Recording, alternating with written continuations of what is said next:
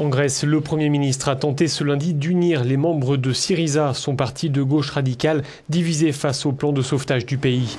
Ce plan de renflouement, le troisième depuis 2010, doit théoriquement être mis en place dans les prochaines semaines, mais les modalités pratiques sont encore à préciser. Les représentants des créanciers sont justement arrivés à Athènes pour des pourparlers avec le gouvernement. Dans les rues de la capitale, on semble un peu désabusé.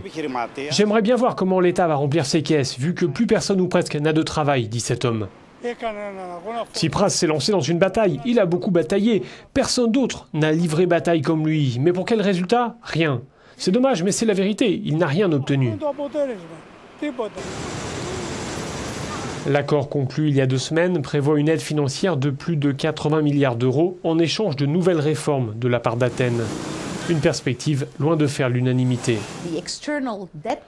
Le problème de la dette extérieure de la Grèce s'est transformé en un problème de dette privée, avec la plupart des familles dans l'incapacité de payer leurs impôts et leurs cotisations sociales, de rembourser leurs emprunts, etc. C'est pour cela qu'en tant qu'économiste, j'estime que le programme d'austérité ne constitue pas une solution appropriée pour la Grèce. Par ailleurs, on a appris que l'ancien ministre des Finances, Yanis Varoufakis, avait imaginé en secret un système bancaire parallèle qu'il se serait bien vu mettre en place. Une enquête interne a été ouverte pour détecter d'éventuelles opérations suspectes.